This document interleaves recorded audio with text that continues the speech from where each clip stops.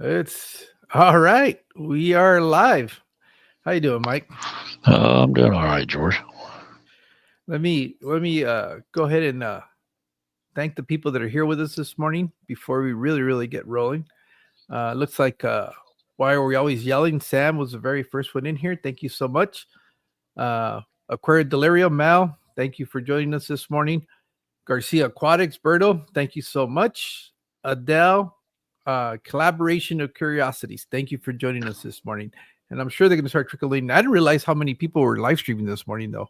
Quite a I few. think I know. I think Andrew's going live right now, Aquarium Daily, and I think Whip is about to, or at some point, he's Flip going to be was going. Flip was on earlier too.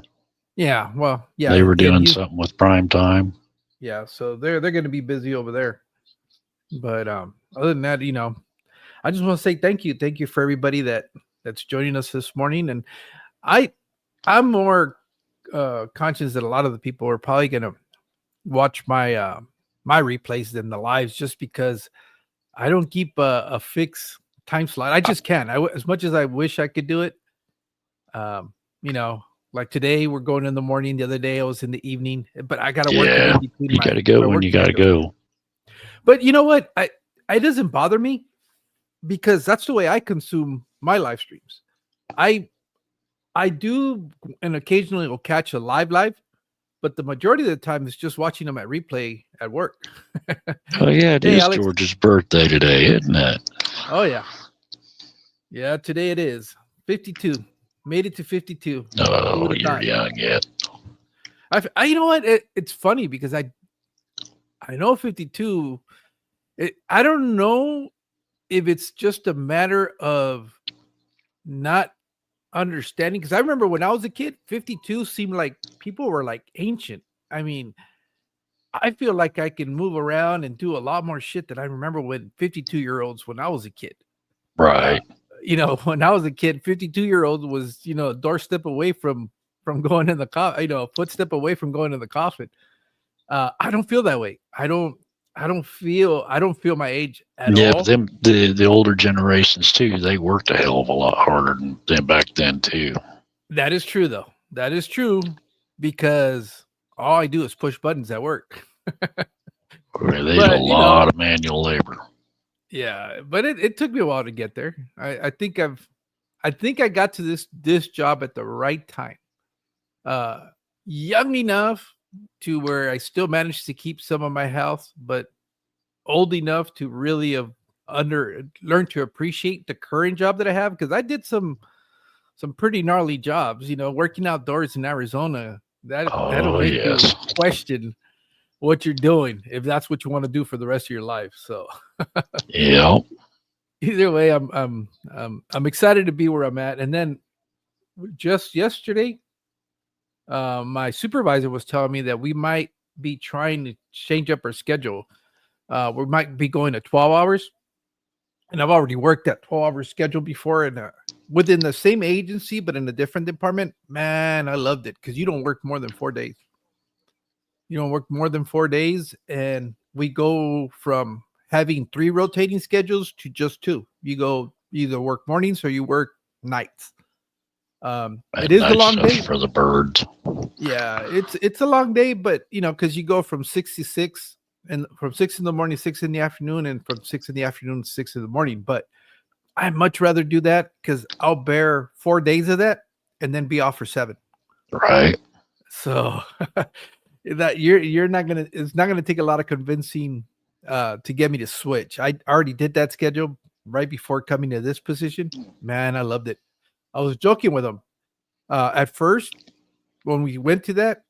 You're you know how you always leave shit to around the house that you put off because you only have Oh the yeah. weekend, and you're deciding, okay, well, do I want to hang out with the Right. family or do this family event, or do I want to work and do what I need to get done around the house? And I've when we went to when the first time I got to experience this schedule, well, all of a sudden you have this time and you start knocking all these projects out. Well, I was telling them, well, within about 2-3 months of being on that schedule, it got to the point where I got done with everything I had to do around the house, all the honeydew Oh list and all yeah. that stuff, that I would sit around the house and like by day 5, I would You're bored. seriously, yeah, I was seriously thinking about going back to work. I'd be like, yeah, I'm ready to go back to work. And that's a real nice problem to have. It's Yeah. because you actually, Especially if you enjoy your job. it's not bad. I mean, I was really surprised because I didn't know if I was going to enjoy working by myself, because I've always been part of a team or a crew or something like that. And when you're part of a group or a team or a crew, the funnest part of that job is not the job. It's the People you work with. Yeah, the ripping on each other and talking smack and poking fun at each other. That's what I really enjoyed. So when I came over here, I was like, oh shit, I'm gonna have to sit by myself for 8 hours or so at a time or more. Yeah, what am I gonna do? And I was surprised that I've actually enjoyed it. I actually like that, because then if I have a problem at work, it's because I can't put up with myself. Right. There's nobody to blame it or excuse or have an excuse as to why you had a shitty day. It's just because you were being shitty yourself. And so, oh man, I got to put up with this guy again. But yeah, I know. So I'm kind of looking forward to that. We only have one guy in our crew that we have to convince to go to 12 hours, but he's never worked that kind of shift. And he's kind of like, I don't know. And I think right now it's all or nothing. We either all have to be on board or we don't do it. So we got to convince him somehow. So we'll see what happens. But if that happens, then that'll open up my schedules where I can do more of a regular thing. I think that's where I was trying to go with that. Right. They give you a lot more days to be able to do it for sure. Yeah. But yeah, and I think by that point I should be able to do a little bit. Well, but the reason I don't do content is not because I don't have time. It's just, what do you do a video on when there's so many videos out there about the same thing? So it's just kind of like, that's always been my. That's why all I do is pretty much just short.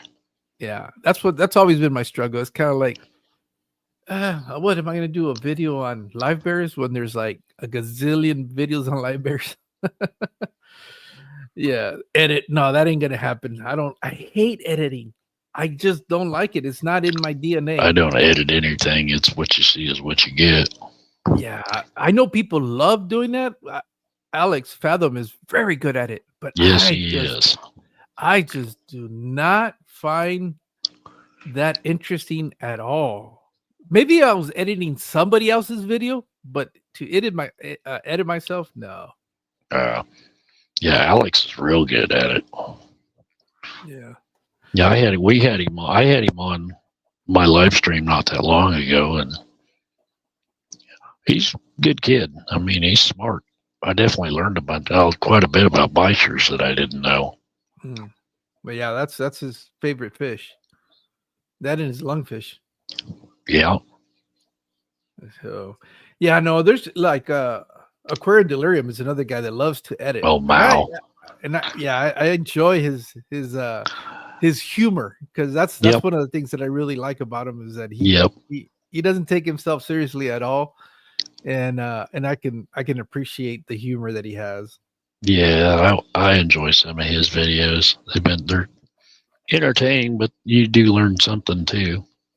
Yeah, well, that's the tricky part, being entertaining and educational at the same time. I think that if you can strike that balance, those are the channels that usually do really well. Oh yeah. At least, that's the ones that I find myself going back to over and over again.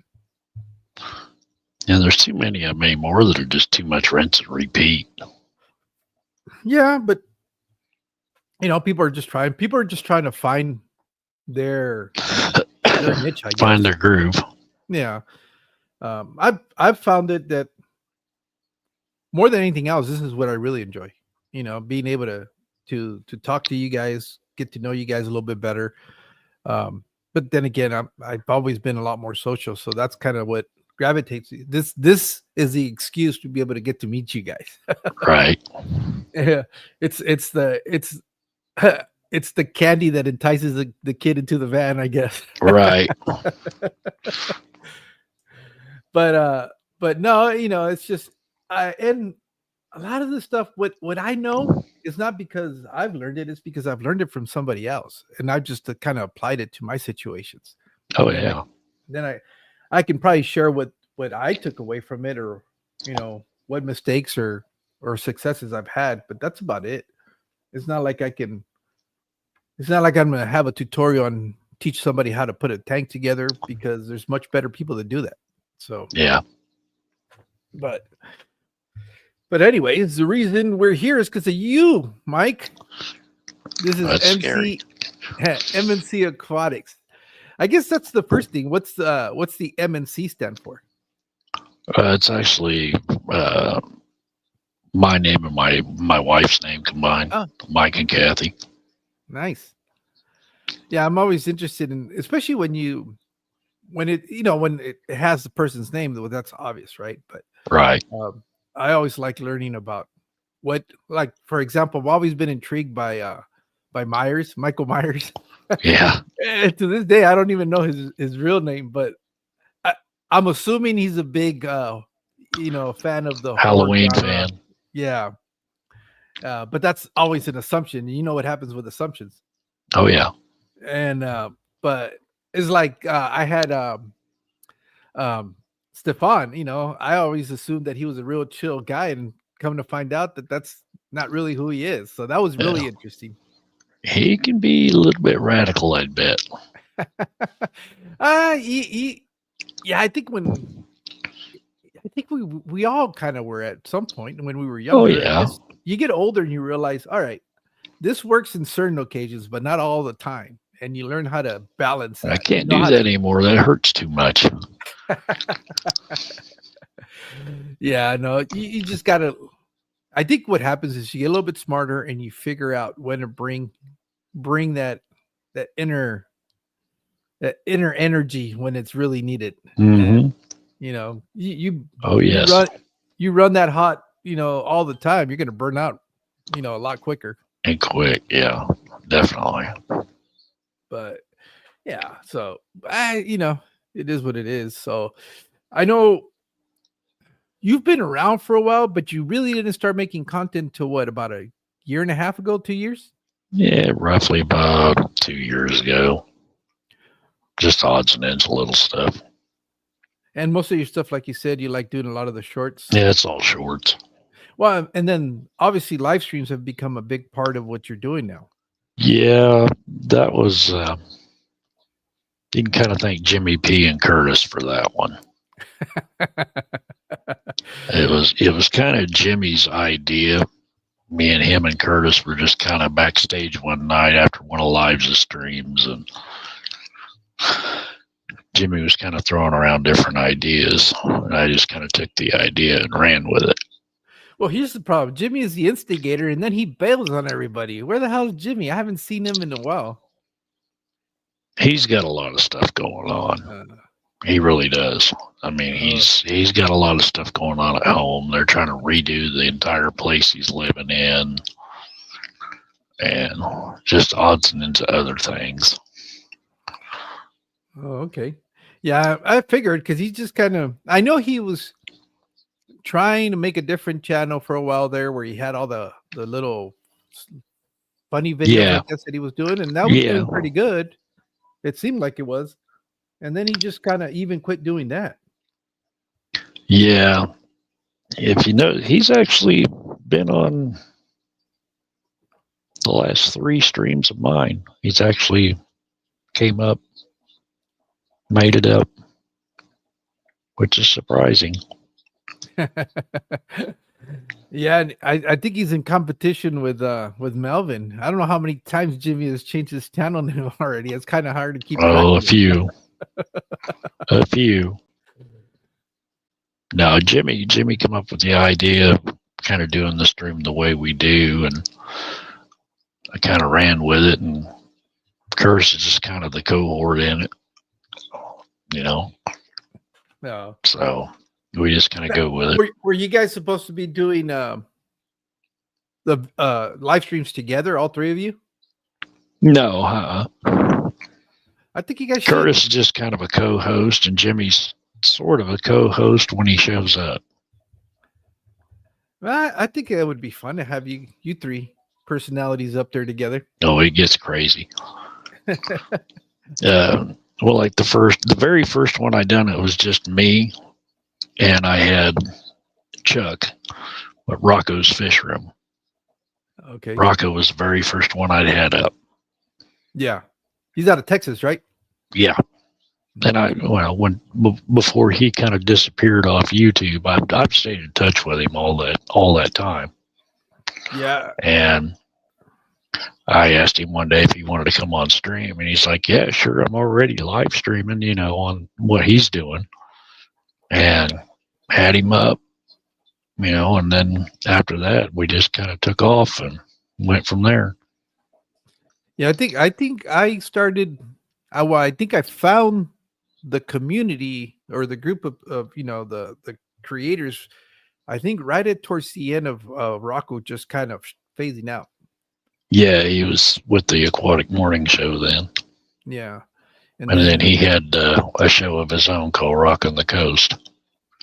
Yeah, I think I caught a couple of live streams from him, and then he just kind of I didn't see. Yeah, he had that leg. He had leg surgery, and a bunch of other stuff went bad, and he just kind of fell out of it. Mm. He still has fish, but not near what he did. Yeah, well, that's one of the things that I have seen in the short time that I've been doing this. It's crazy how many people come in and cycle out, and you never hear about them anymore. And then maybe a few years down the road they might pop up again. But right, it's just kind of I guess it's all about timing when you come into this and what's going on in your personal life that kind of dictates what happens. Yeah, that's why I was only going every other week there for a while. Well, I know you've been dealing with some health issues, right? No, every day. Every day, some days more than others. Yeah. I know there you had a little rough patch, a little streak of just bad shit happening. It seemed like almost every other day.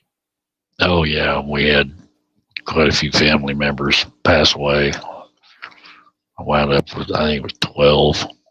Wow. That many? Oh shit. I thought it was only like 3 that I knew of. Oh no, it was like 12 of them.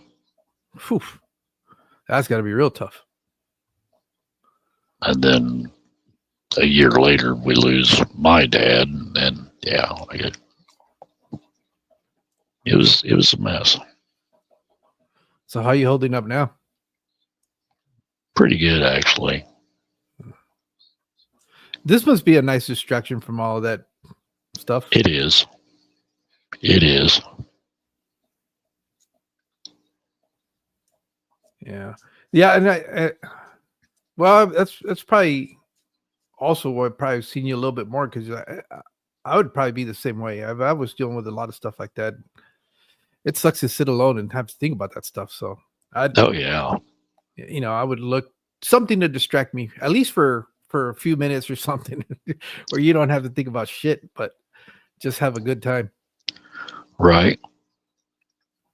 Yeah, it is a good distraction. Yeah. But obviously you're not new to this as far as what the hobby is concerned. How long have you been keeping aquariums and stuff? Since I was 6 years old, so 47 years, 48 years. You remember what your first aquarium was? Oh yeah, it was made by Penplex. Oh, okay. And it looked like a gumball machine. Oh, okay. It's sitting right down there. Oh, you still have it? Yeah. Oh man, I always envy you guys that are able to keep mementos from when you're. I used to destroy all my stuff. I don't think I have anything. I don't think anything from my childhood has survived, because I've still got all my Hot Wheels from when I was a kid. Hot Wheels, yeah. Matchbox, Tootsie Toys. Yeah, I know people that have kept. There's a friend of mine who still has all his original Star Wars from when we were kids. Yeah. when they were coming out, and it was like, whoa, dude, you hung I've on to still that? got a bunch of the original like Star Wars action figures and all that stuff. He didn't keep the boxes because we didn't think that was going to be a thing when we were kids. We wanted to play with them, but Yeah, I he don't have the managed. boxes, but He I managed still have all of them. quite The a TIE fighters, all that stuff. Yeah, mine would immediately lose a head, a limb. I would always snap something on them. As a matter of fact, we used to light firecrackers because we wanted to blow them up, like pretend it was Right. a ship or something blowing up. Well, like model cars, when I was a kid, my brother used to take model cars, he'd set them on fire and smash them together, let them melt together. This is how, I guess, mischievous we were, but during this time of the year, it's not uncommon when we would have family get-togethers that they would do a bonfire. They'd have a bonfire out back. Well, we would, growing up, for some reason, I guess my grandfather was always helping some family member build their house or whatever, because there was always like scraps of lumber. That's what they used to use for the fire pit, right? Yep. So we would go find like little 2x4 pieces of 2x4 studs that were just cuttings and stuff, and we would lay them. We would line up a bunch of these little plastic army soldiers on them, and then line them over the fire and pretend it was a bridge that was on fire and watch them melt. Yeah. That's how we played with at least I played with Cowboys and Indian type stuff. So that's why nothing survived from when I was a kid. We had that, and we used to do bottle rocket wars. And oh shit, we have a bad story with that. We used to do that, but we had an uncle lose an eye over it, and that's when it all stopped. We stopped all fireworks because of that. Well, we used to do that till about 6-7 years ago, and then one of my nephews got a hold of the mortars. You got the big bowl you drop in the tube. He got a hold of one and lit it, and it went off in his hand. All he's got left now is just this finger and his thumb. Oh man! See, I had plenty of fireworks. He's 10 years old. Go off when you're trying to throw them, and the fuse would be a lot shorter. And the worst but we didn't do any of the big, like the M80s and stuff like that. We would set them on the floor, light them, and run. The only problem was it took us a little while to figure out that you had to be careful how you laid it, because at least the ones we had were plaster capped. Yeah. They had a little piece of, well, if you laid it the wrong way, that would shoot right back at you. You were basically so it took us a couple of times of getting pelted with the cap ends of those things. Yeah, I got a friend of mine. I got a cousin actually. He gets a hold of half and quarter sticks of dynamite. We'd play with those, or blasting caps. Yeah, I know. And so the worst that I ever got was just blisters from trying to throw fireworks, and it's just your hands get kind of used to it after a while. They'll get calloused up enough where it won't bother them. Yeah, but luckily we never lost a finger. Roman candle war, same way. Oh yeah, we didn't realize how dangerous that was until now that I'm older, because you can. They have one blow up your hand. No. I had one blow up my hand. How bad was that? It's a 2nd degree burn. Oh, okay. Well, it's still pretty bad, 2nd degree. But it didn't break skin. It did in a couple places. So did you continue to hold those Roman candles in your hand after that, or did you? Oh yeah. Immediately with the other hand. I was welding all them years. I get used to being burnt. So that's what you did for a profession? Yeah, for a long time. We built water tanks and water towers and porta towers for the government, for the military. Yeah, no, down here, I guess, well, not down here, but in this area in San Diego, I guess you get a lot of welders that work on the harbor. Yeah. They do a lot of boat repairs and stuff like that. There's once in a while we'd go out and do like gas line. Not like sitting on a piece of pipe, that's 10-inch diameter that's on fire and you're welding it shut while it's on fire. Really? Yeah. Oh wow. So you tell you if you got a leak or not. Well, yeah, that's If you it's not extinguish gonna. it's sealed. Man. Yeah, I didn't think about that. I thought it was crazy the guys that would go underwater and weld. Oh That's yeah, that. submersible. Yeah, because I know growing up, that's always well, the one thing when you're in high school, because we would have some of the I guess trade shops, whatever, they teach you Yeah, welding, they teach you how to shop and stuff like that. And I remember we always had a guest speaker that would come in. I guess he was a recruiter for one of the unions up in San Diego, who would talk about, if you got your welding certificates and stuff yeah, like that, you could go work for them. And it was actually really good money for the time. But it's just when you're a kid, you're not thinking about moving out of your hometown and going to work right. at a I'm city. still So in my hometown, so I've been here all but 3 years or 4 years, and that oh yeah. the 4 years I traveled. So Mm.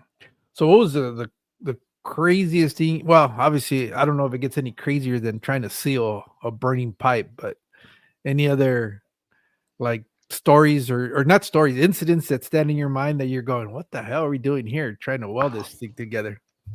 oh hell, my brother and me trying to jump over a pond in a pinto.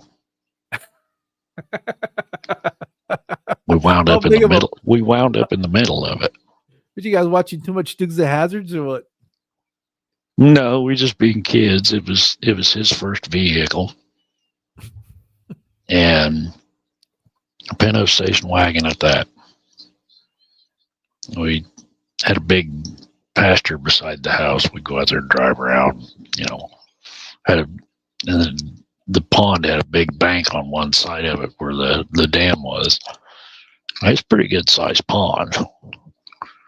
And he just decided one day we were out there messing around. Let's see if we can jump that pond. Well, we kind of went up.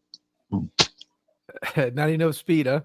No, about 50 mile an hour.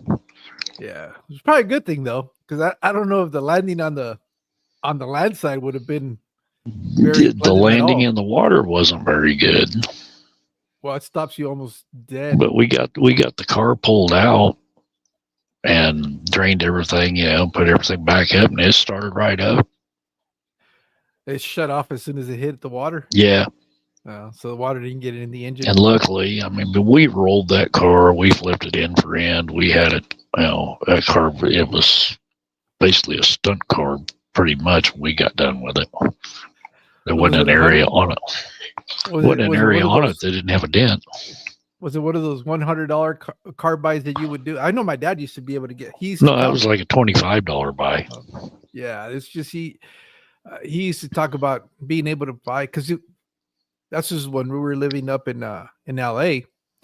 My dad would always, I guess people were selling all kinds of cars, and he could get them as cheap as $100, $80, under $100. Yeah, and he would always be buying this was them back, late '80s, early '90s. Yeah, this would have been more like late 70s, early 80s, and he would always buy them up and take them. Oh yeah. He's got 11. Well, there were what? They were 12 brothers and sisters.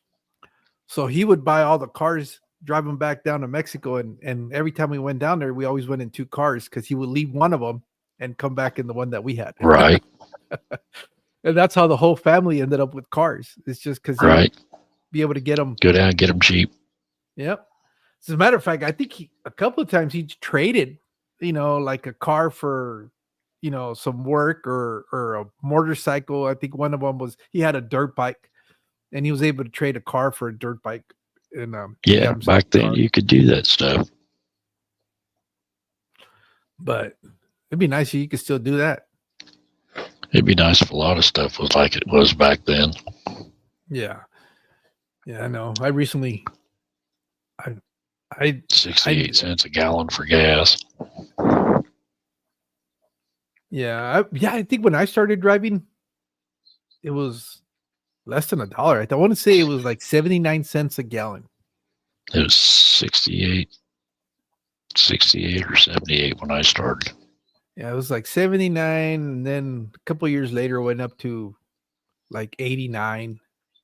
It's like my grandpa used to tell me back when he started driving. That was back when the Model A's and that. It was like a penny a gallon.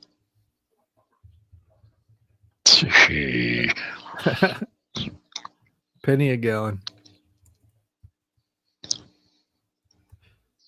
Yeah, I know. But so what ended up happening to that Pinto? What was? I mean, I'm imagining it finally one of it those wound days up that getting smashed.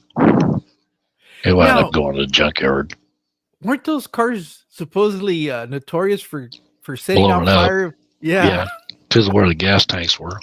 But you guys never But see, obviously never had that one, issue. we got the gas tank in this one had actually been pulled out, and it had a fuel cell that sat behind the seats. So what was it? A plastic gas tank, or what was that one? Was the factory one? No, it was a metal one. It was right there by the back bumper.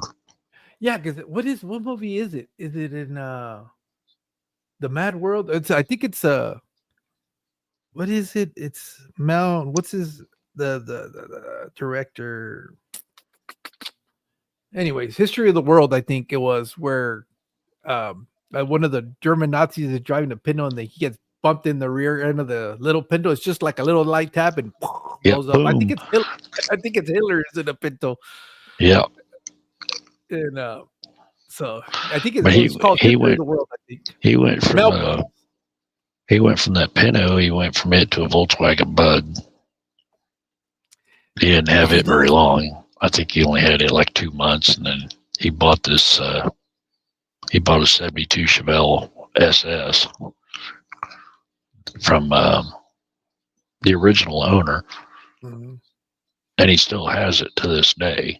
Yeah, I was going to say that's not but back then too, you didn't think it's a 402 car, 4-speed factory. Yeah, he still has it to this day. He drives it almost every day.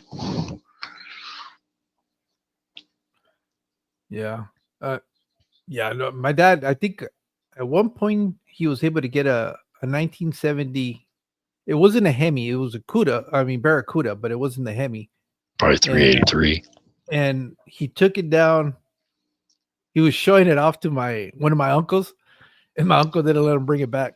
He told him, nope. I'm gonna pay you. Yeah, I'm gonna. He bought him. He forced him to sell it to him. That's what my dad says. But my uncle kept it for the longest time. That was kind of like when I was a teenager. That was my dream car. He painted it yellow with black racing stripes on it. Man, I used to think that was like the coolest car ever. And I think to this day, that's why I'm kind of fascinated by those cars, because I remember that car. I had a purple one. Yeah. Purple and black. That car. And I traded it off a long time ago. But what was weird to be talking about the Pintos, my brother and me got together one day and decided we were going to build a car. He goes and buys a 74 Pinto wagon, just like what he had. So we stripped the dang thing down. We taken the front axle out of a 68 Dodge van, straight axle, narrowed it, stuck it under the front end of that Pinto, put a narrowed 9-inch Ford under the back of it, and stuck a big block 427 in it. You guys drag racing this little thing? We street raced with it. I know for a while there, the Vegas. To change the spark plugs, you had to take the front wheels off. I know Vegas there for a while were really. Oh yeah, Vegas. Vegas and Mavericks of all the things, but we had a Maverick grabber for a while that we played around with. Yeah. And I guess you could drop big engines into those little white cars and make them fly. That 67 Cougar, I dropped 429 Super Cobra Jet in. And my old 77 out here is sitting there with 428 in it. So my 70's got built 390 in it. Did you guys build those to actually street race, or was just for?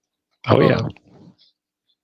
When that Pinto would hook up, which wasn't very often, it was quite quite the thing to try and catch. Well, we only had it together for about a month. He's coming back from town one night and opened it up going down a 4-lane. Return springs broke on both carburetors. So it took all 4 lanes of both dishes to shut it down. After that, we got back home and motor come back out of it. The motor's still sitting out here in my garage. The original motor. The one we put in it, yeah. It's how long ago was this? Oh, that's been 35, 40 years ago. Wow. It's out of a 65 Cobra, 427 side oiler. Yeah, I guess it's like, I know you, well, not you, but like Gabriel GNC Aquatics and Jim, you know, you guys are all gearheads. So you guys hang on to that stuff forever. You guys don't get rid of it. Curtis too, I think. Curtis, or his wife, is the one that's Volkswagen, yeah. BW stuff. Yeah. I told him he needs to put a damn supercharger on that car of his wife's, but he don't want to do it. Either supercharger he or wants turbo. To still be able to drive it. Oh yeah. Yeah, he come here that time and he was in his Dakota. He's a pretty cool guy. How many hours is it for him to get to you? Well, if he drives, it's like 7 hours. If she drives, it's like 6. So the state's that big, huh? I didn't realize the state was pretty good size. That long. Or wide, I guess it would be. Wow. Yeah. So I didn't think, because I'm so accustomed to most of the states in the eastern side of the country. Right. You drive through them in a couple of hours, 2 or 3 hours. Right. You're in the new state. That took me some getting used to, because coming from California, you go north to south, you know, you're driving 16, well, I think he hours. Said he could go from his place to Kansas City, which is 2 hours from me. Depending on which way he goes, it could be 4 hours one way and 6 hours another way, and then it's another 2.5 hours from Kansas City to where I'm at. So, and his daughter lives in Kansas City, or his son, and they went up there to see them. Then he come down here and toured my fish room and brought me them fish and plants and stuff. And then he was headed back to Kansas City. Then he was going to Iowa to meet Sketty Nona. And Nona and her husband were sick, so we didn't get to do that. So. Yeah. Now, going back to your aquariums, how many do you currently have now? I know you had more at 17, one point, right? 17 at right now. At one time, I was close to 200. Now, were you doing that because you were selling at that time, or just no? You just I bought a guy's fish. I bought a guy's fish room out. Oh, okay. And he that's how many he had. Well, he had 300 and some, and he'd already sold 100. Where'd you put all those aquariums? My garage.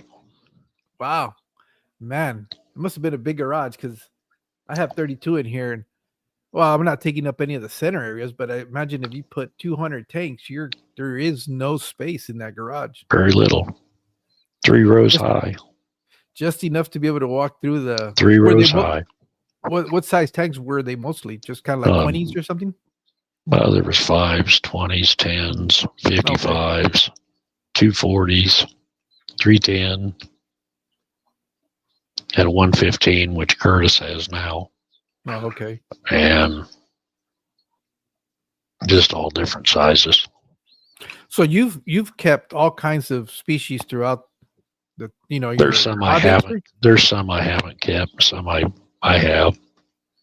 Mostly I kept a lot of them. I kept a lot of the bigger fish, Dovi, red devils, Oscars, you know, Texas cichlids, fire mouse, convicts. At one time I had discus. So of all of those, which are the ones that you wish you could still keep? Dovi. The Dovi. You must like drama. No, I must like getting stitches because the last one I had to get stitches on my arm 3 times. That's the one that's got like fangs in it, doesn't it? The Mm-hmm. Dovite? Yeah, he got about 17 inches long, Wow. and they get real tall and real mean. Well, yeah, that's why they're The pretty much wolffish. yeah, single fish, Even their mates, don't they tear them up pretty bad? He did good for several years, and then, as Ben Ochart says, that little switch in his brain flipped, and he killed everything. Damn. How long did you have them for? I had him about 6 years. Was that recently or when you were first? I got rid of him about 1.5 years ago. Okay. So you had him for quite some time. Now those guys will live more than 6 years, though, right? Oh yeah, he's still alive. I mean, my brother's got him in that big cube tank of his right now. Oh, okay.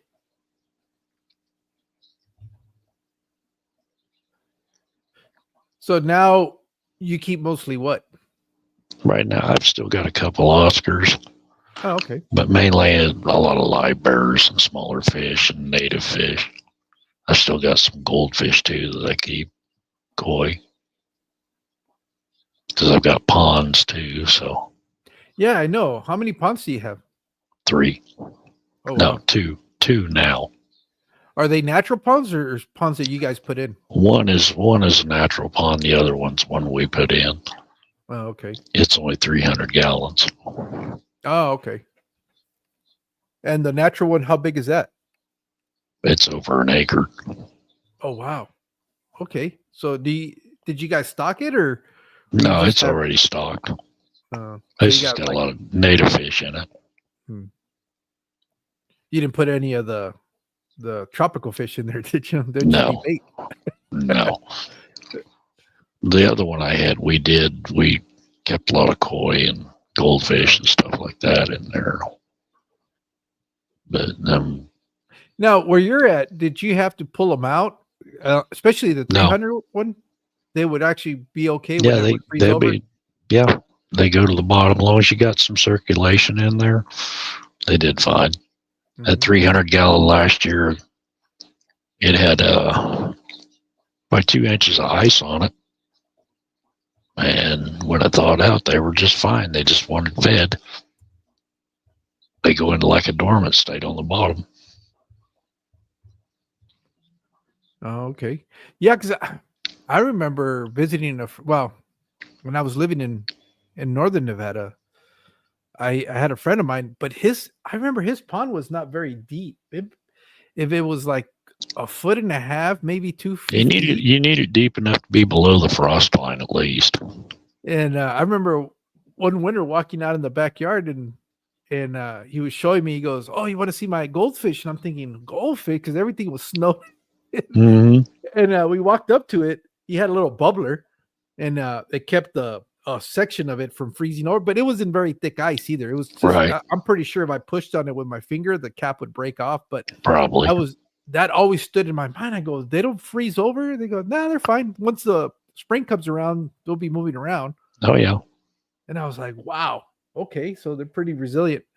So that's where I always had the notion that they were cold water fish, but they're tropical fish. They just can tolerate the low temperatures. Koi especially, they can do cold water. Yeah. So at least all of them I've had have. Yeah, I know. We have Christine in the community who has but hers is like 6 feet deep, I think, or at least what's in the ground, and then she still has like another 1.5 feet. Chris Stubbs too. And they keep them out there, and they get snowed over. What I found interesting from watching her stuff is that she was taking temperature readings from 3 sections of the pond, and we all make the assumption that the very bottom has got to be the warmest, and it's actually the middle of the pond where the temperatures will stay more tempered. Yeah. And like Chris Stubbs up there in Canada, he's got them too. But he's got big lakes, not just Because I think the video that I saw, he was setting up some barrels, like the planter barrels, but I'm pretty sure he doesn't keep those. Oh, he's got ponds.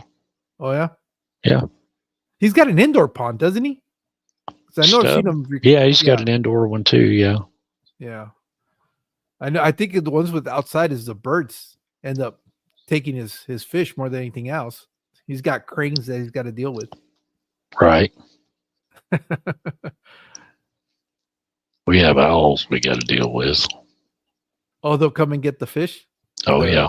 The koi? You're not careful. Huh. Yeah, I don't think what would be out here? I'm trying to think. We have falcons, but falcons are not going to come down and occasionally we've had a red-tailed hawk come down a couple times. Oh, we do have the migratory cranes that come in flying through. Those guys would probably want to, because I'm thinking about setting up a little 150-gallon stocking tank that I wanted to set up as a pond outside. Mm-hmm. And I hadn't thought about what could predate on that stuff because there's really nothing out here. But I think if you get cranes coming through there, yeah, they will. Yeah, well, they don't stay. I know they're in the outskirts of the city, but not here. And then I have a dog outside, so I don't know if he'll run them off.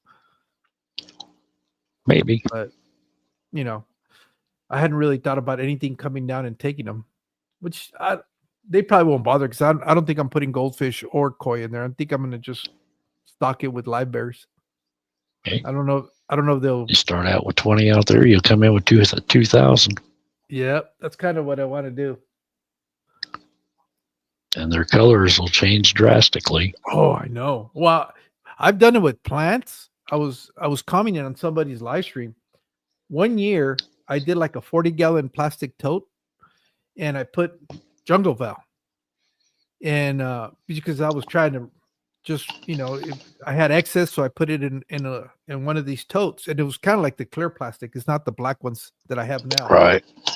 And I remember I kind of quit messing with it because it just kind of left itself running. I had some killifish out there, and I was thinking, these guys are not reproducing or anything. So I took the parents out, put them in an aquarium inside the house.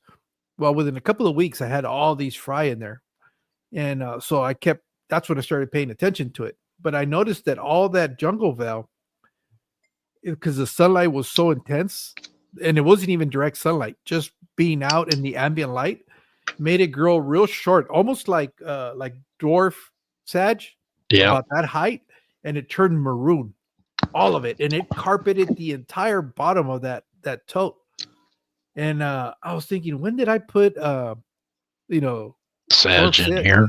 In here, I was like, well, that's probably all that survived, because I thought maybe I put a couple of rosettes in there, and it just took over. No, when I brought it in, what ended up happening, that tote ended up cracking because it was sitting out in the sun, so it got brittle. And I scooped everything out, brought it indoors, and I put that stuff in an aquarium. It turned back to the green tall. I was like, oh, that's what happens to the val when you leave it out in the sun. Yeah, it gets too much light. Yeah, but I've got some in here that's that way. It's real short. Yeah. And then some that all the way up and across the top and down, from one end to the other. Yeah, that's the way it's in here in the aquariums. It was always like that. I don't think I've ever been able to keep I've got it in some that mainly this one that's growing under like the old CFL twisty bulbs. It's only growing about that, 3 inches tall. Yeah, but it's a good thick carpet all the way across. Yeah, it looks like a lawn, actually. I mean, you look at that. If I went in there and trimmed all that down, it'd probably look like one.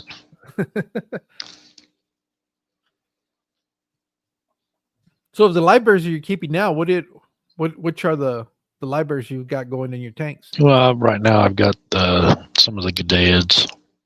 Okay. How many species of those do you have? Oh, just the one. Oh, got the lion's eye. Oh, okay. And then I've got the Miller eye that I got from Jeff Kane. Okay. And then I've got the Tiger Limias come from Curtis. Yeah, and I've got some swordtails I'm working on right now. I need to get some females, and I got a bunch of eastern and western gambusia. Oh, okay. Hey, give me a minute. I got to go run through something real quick. I'll be right back. Yep.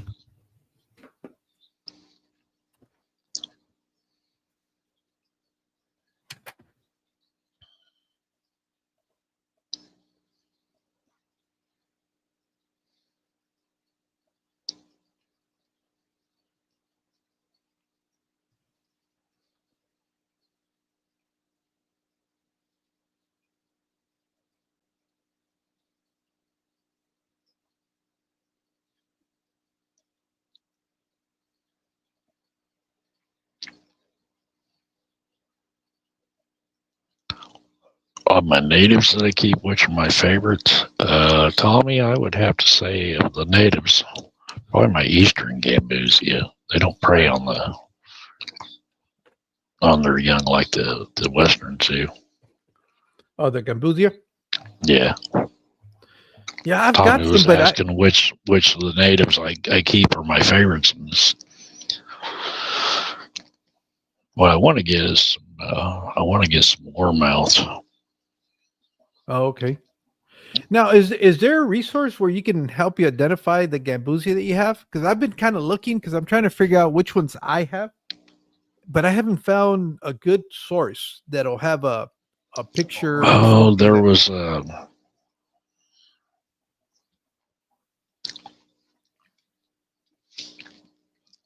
got that book? No. That was a good reference. It's got a minute.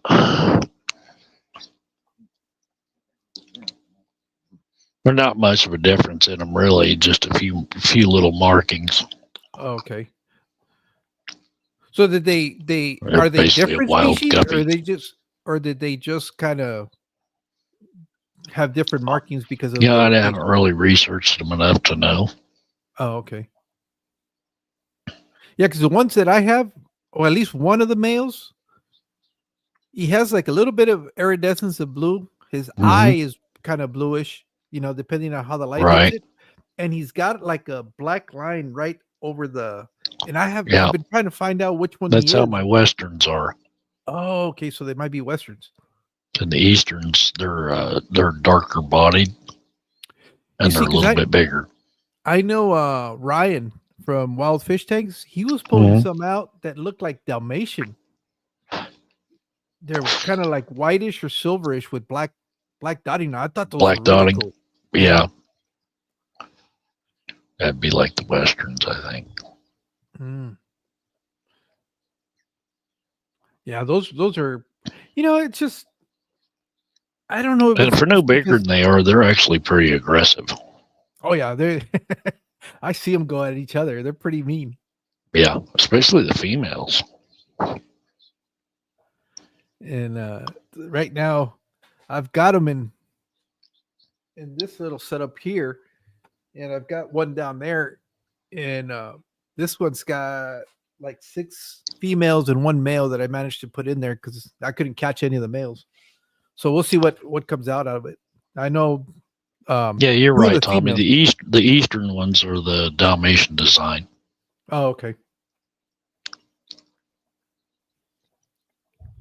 Yeah, I wish I could find a good source to be able to. You know how you have all the maybe. Well, here's the problem. I don't like to read a whole lot. I'd rather listen. And I know there's forums, and there's what is it? The Live Bears Association. Yeah. What's it called? The American Live Bears Association? Is that the ALA? Yeah, the big old group. But they're kind of. I've been to their site, and it's hard to navigate. And it's a lot like it's like trying to navigate the G'day working group. It's kind of all over the place. Yeah, and it's hard. I don't know enough to be able to narrow down my search. That's the problem. Yeah. Sometimes you can just take a picture of them and through Google, and sometimes it'll show you what you got. Sometimes, not always. Yeah. Well, these guys are mostly silver, so it's kind of Because Yeah. I know Steve always kept asking, do you have the Affinis or do you have there's another one? I forget what he would always mention. I go, oh, what was it? I don't know. But I would tell him, I don't know, dude. I'll send you a picture if you can tell me what they are. But you Right. can never really get it. You never can seem to get a good picture unless I think if I got like a specimen, the one that Ryan Container. has, yeah, the Yeah. little small one that's real narrow. Yep. Maybe in that I'd be able to do it, but Maybe. yeah, no, they're real shy. I can't even get the as soon as they see the camera come out, they're darting and hiding, and I won't see them. If I don't have the camera, You might try and get, if you can get a good picture, you might try Mark Pyle. yeah, that's true. Because I thought he was more like the killy stuff. That's what he's really interested in. I think he can do them too. Tommy'd know better than I would. Yeah, that's what he's saying. Send a pic to Mark Pyle.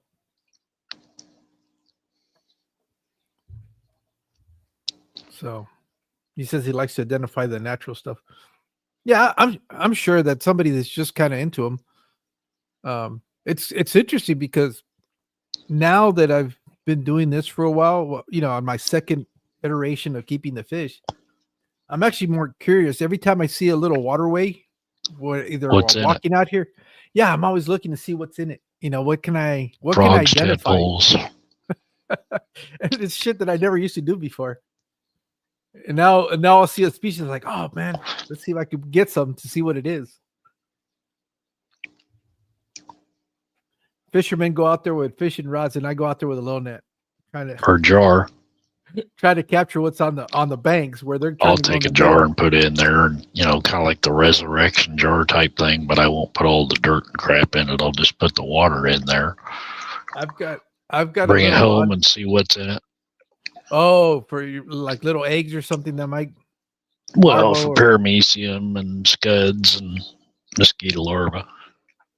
Trying to find. I know what I did with it. I made myself a little trap, especially now when I go to work. If I find an area that I'll drive by and I see fish in there swimming around, I made this out of a mesh laundry basket, made like a little fish trap, and that's how I got my my swordtails, not swordtails, the mollies that I have. Let me see if I can grab it real quick.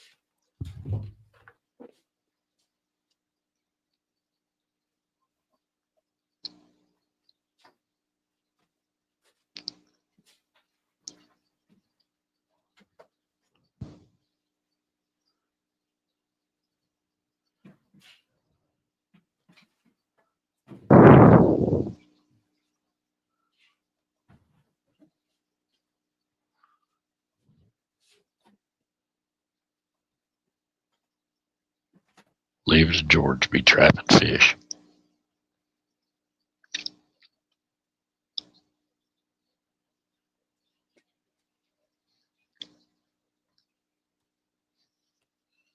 I guess this is the stuff you do when you become a fish nerd.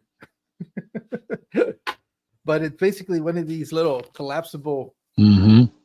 And I made a little port interest to it. Yep.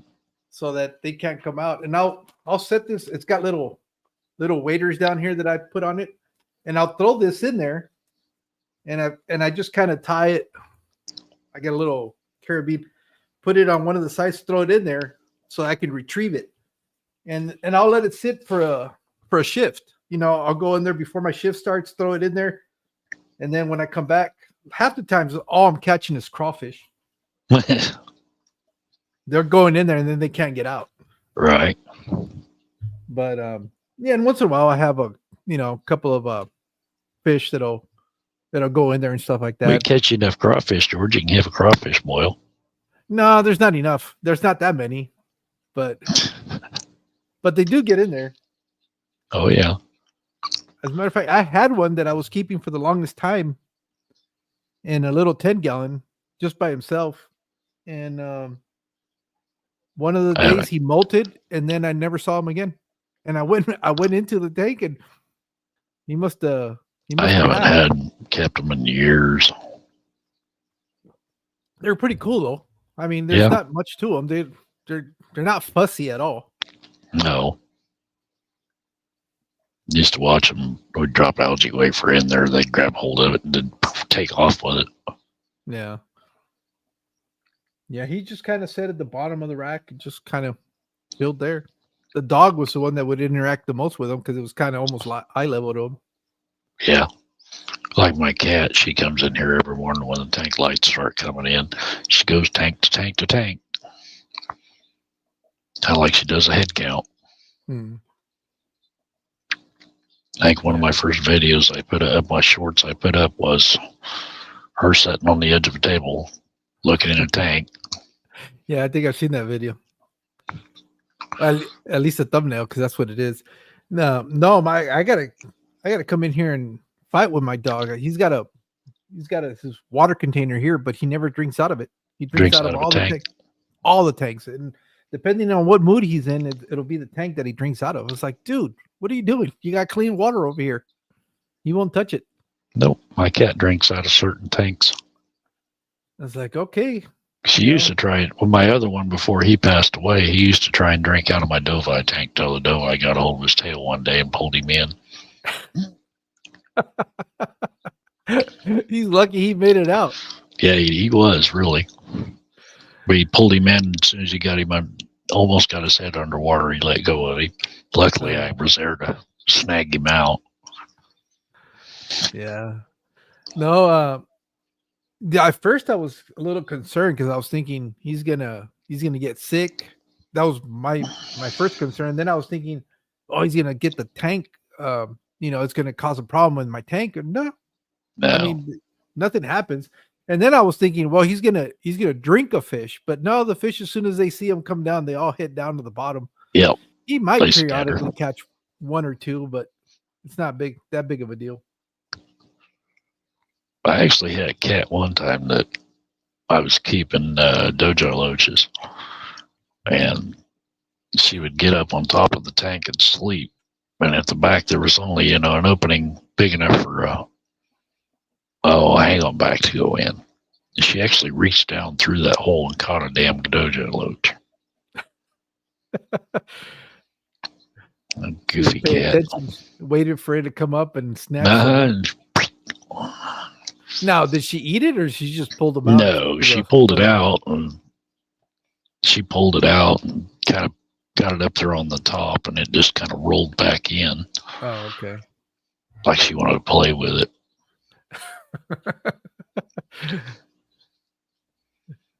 But it's like, shame it ain't Christmas, you goofy cat. So with the aquariums you got now, are you just keeping them for keep them, or are you reproducing to kind of trade and sell it locally, or what's? No, there's not. The only thing we got here, we got one local store. Mm-hmm. Yeah, it's like a third generation store. You don't sell. I sell like my shell dwellers and a few of the libraries to them. Do you guys have a pretty big a fish community there where you're at? No. No club, no nothing, right? No. Nearest club's like 3 hours away. Which would be where? Kansas City. Oh, okay. There's another guy in the next town over from me. He breeds a lot of Africans, peacocks, haps, and boonas. What's popular there in that area? Not them. He's still sitting on them. He can't get rid of them. I don't know. I think the boom for them must have passed already, because I know a lot of guys that breed them and they have beautiful African cichlids, but they're not selling them. They're just kind of sitting on them. Yeah, he's been sitting on some of them for over a year. Well, hell, Jeff Pelham's trying to get rid of some and nobody will take them. Yeah. So I don't know if they just kind of. I got lucky when I got rid of the ones I had, because if not, I don't know what I'd done with them. But luckily, the guy that bought my stuff out, he wanted all of them, so it's like, take them. Yeah. I know the guy that gave me a lot of the tanks that I have. That's what he was doing. He was breeding African cichlids, and his whole garage was nothing but African cichlids. Yeah, that's how I mean, this guy's is. I've kind of liked them. I mean, but I don't know. It's not a fish that appeals to me to keep. I The think only they're thing they got going for them is the color. yeah, yeah, I know. And most of And them are blue. wow, that's the whole thing. It's funny because I hear him call this is a red something, and I look at it and go, but it's blue, Yeah. or it's a yellow this and this and that, and it's like, but it's blue. So I don't know where they're getting the red or the yellow with or a little bit of yellow or a little bit of red here, or like in Bunas. the only This ones is that a I red know. zebra. It's orange. It's the OBs, I guess, the OB peacocks. Those will Mm-hmm. have different colors on them. And Yeah, some of them. Although, was it Dave Elsfish that was?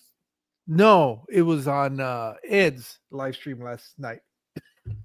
Excuse me, where that one I hadn't seen. I guess they had like blues, oranges, yellows. I forgot the name of the damn African fish, but that one actually looked nice because they had multiple colors and it wasn't an OB. And I thought, okay, I get that, but they don't all look like that. Most of them are either blue. Blue is really what dominates most of that species. Yep. And they're boring. Well, to me, them are the boring. Them and Imbunas, to me, they're one of the most boring fish to have. Well, aren't they always kind of going at each other though? No, at least the ones I had weren't. They bicker at each other every now and then, but that was about it. I get more action out of my tiger barbs than I do them. So I've got tiger barbs. There's tigers, rubies, tigers, gold, Odessas, spanner, and snake skins all together. You want to talk about a crazy active tank? Yeah, they're nonstop. They're going back and forth the whole entire time, I bet. Yeah, I just recently got a group of they're the checkerboard, the golden, and the other one I don't know what it is, but it's not an Odessa.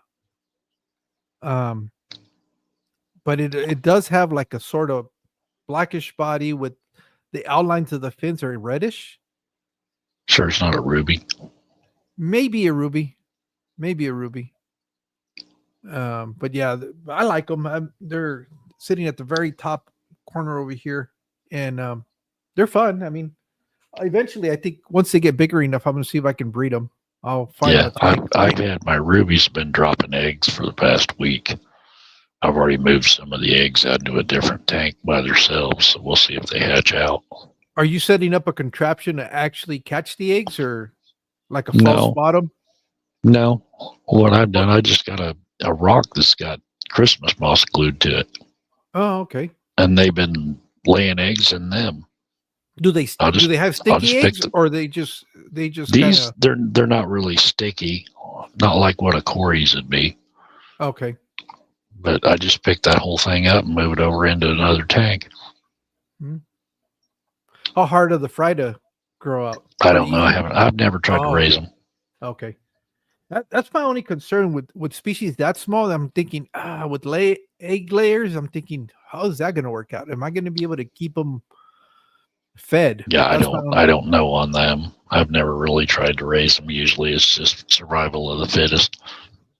Because I'm pretty horrible when it comes to, I just can't do I know how to hatch brine shrimp, but it's not my favorite thing to do.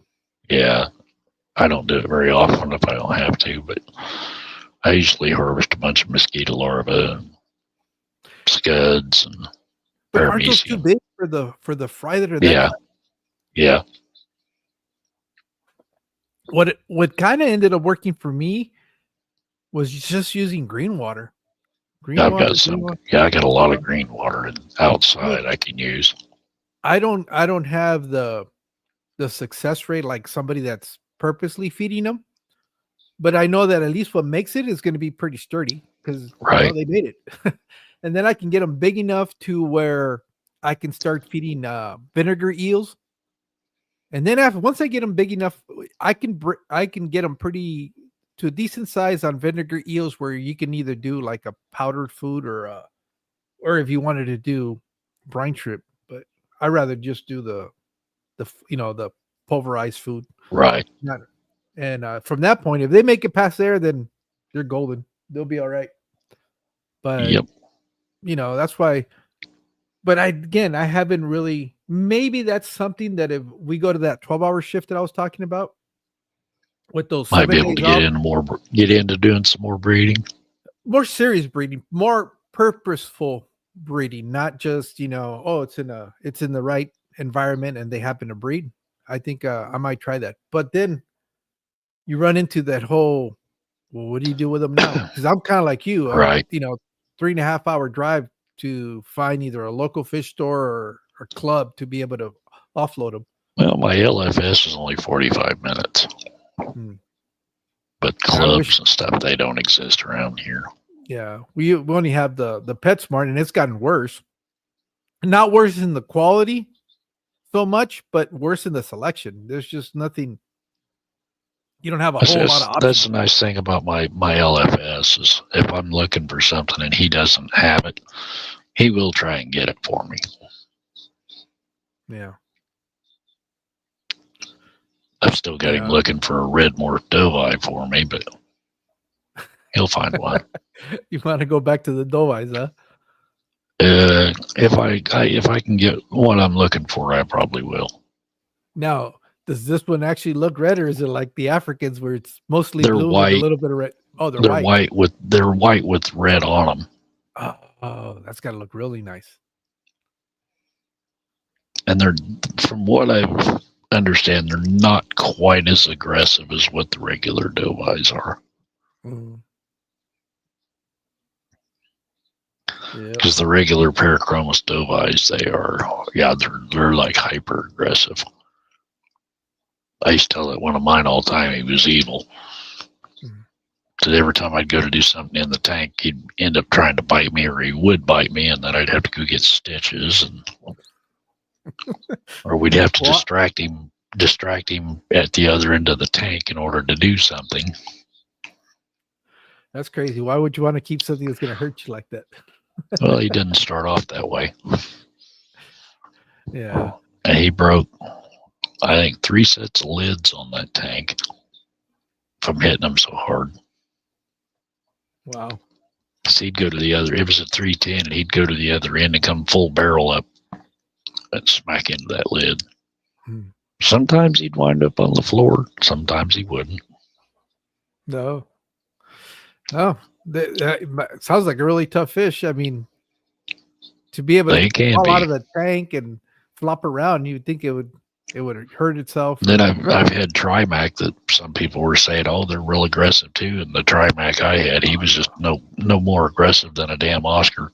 Well, it's not comparable to that doveye. I don't think they make them any meaner than the doveye. I don't even think arowanas are as aggressive as that doveye. No. Because that's like a total apex predator, especially when you just look at its mouth. Yeah. It's like a freshwater barracuda. Pretty much. But that's crazy. My brother thought he'd be smart one time and put a flower horn in with him. Oh, that flower horn to hold his own. No, it didn't work. No. I would be concerned that it would just nick its nuco hump and it would destroy it. Well, it didn't end well for the flower horn. I don't think so. I told him, don't ever do that again. Yeah. So with the stuff that you're just kind of casually breeding there, do you plan to just ship at one point or try your hand at that, or is it just kind of like? Yeah, I'm gonna try my hand at it here before long. Oh, okay. I gotta send Jeff Kane some Limia. Oh, okay. I try and send a few to some other fish to some other people. So Yeah. Yeah. I had pretty good success until this last time. I sent some angelfish to June, and they didn't make it. But it was just too hot. I should have waited. I should have waited till right this time. now is not the time to try and be shipping, especially. Not up north. Down here for us, it's prime time. Anything, I guess, all the southern states, it's right. Like I would no problem ship to New Mexico, to Texas, to Florida. I wouldn't have an issue with that because they're probably on the same temperature range that we're in. Like I said, right now it's cold outside, but it's maybe what? Let me see. It's like 50, 55, 57, something like See, that. right now here it's 34. Oh, okay. Yeah. But with the Christmas holiday shopping and everything going on. Yeah, that's the problem. It's going to be how long they're going to be in the bag for. Because like I won some stuff from Vibes 2 weeks ago and it still hasn't showed up. Oh wow. So I got Eddie's supposed to be looking to see where it's at. It's like the way things are shipping around here anymore, who knows? It could be in Abu Dhabi for all I know. Well, I was hearing a lot of things where they'd ship out of their own area, would go somewhere else and come right back. And then from there, it's like, what the hell's the Postal Service doing? And it wasn't just like one case, and it wasn't out of one area. I know Skip had a similar issue. Who else? There was like 3 or 4 people that were just talking about very similar incidents, and they were all over the country. It wasn't just. It's like I can send something to my brother who lives 2 towns over. It'll come from my place to Kansas City. From Kansas City, it'll go to St. Louis. From St. Louis, it'll go back to Kansas City and then to where he's at. It's like, why? And then they wonder why the Postal Service is having trouble staying afloat. They're not very efficient. It's like for me, it don't make no sense. For me, well, here it's not so bad because from here, if I want to send something, it'll go from where I'm at to Phoenix, and then from Phoenix, it'll distribute to the rest of the country. But when I used to live in the Imperial Valley, which is right over here on the most southern side of the state, it would have to travel up north to go to the town like 2 towns over, but it had to go all the way up to San Bernardino for the distribution center, and then from there it would get sent right back to us. So half the time it was just easier to walk over your mail or whatever it was to the town you wanted to take it to. Right. It'd be quicker. I said, more around here, it's faster to send anything UPS than it is through the Postal Service. It's just more expensive if you use UPS, but it's more but it's faster. Yeah. I think I ordered a couple things here a while back. One come UPS, one come through the Postal Service. They both left the same day. The one through UPS was here in 2 days, and the one through the Postal Service was here a week later. That's pretty bad.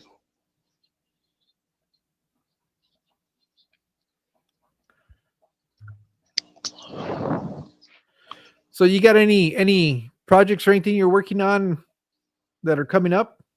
Any interviews that you're I've got a few I'm working on. I'm still waiting to hear back from. Okay.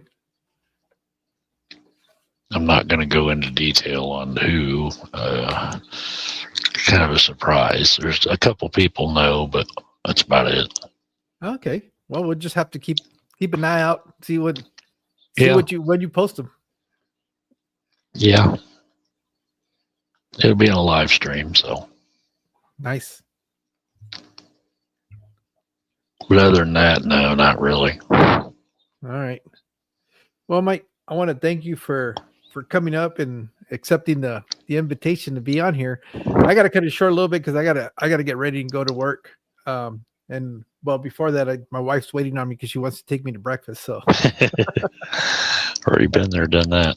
yeah, she wants to celebrate my birthday. So Yeah, I'm gonna jump off of here, run out with her real quick, and grab something to eat before I have to go to work. I hear you. Well, thanks for having me on, though. Oh, no problem, man. And I look forward to seeing you on the live streams. Right. Are you going? You have one scheduled this Sunday? Yeah. Okay. Well, I'll If probably. you want to come up, George, go ahead and jump up there. Yeah. Oh, you know what? I might take my camera to work then, because I'm gonna be working, but it's real slow right now. So yeah, if you want to come up, go ahead and come up. Same goes for Alex or anybody else. You got it. I won't have a special guest this week. It's just gonna be kind of throw it at the wall and see what sticks. Oh, okay. Well, definitely then. I'll definitely make sure that I take that with me and kind of hang out for a little bit. I don't know how much of it, but I'll be there. Yeah, at least you come out. All right, Mike. Well, you take care. I've got to go. Catch you guys later. I want to thank everybody that was here with us today. I know there's tons of people going on live today, and so sorry about that, but it is what it is. I guess I'll be back doing this again on tomorrow. I think I wasn't sure. Yeah, tomorrow with Brandon. So I'll see you guys then. You guys take care. Later. See ya.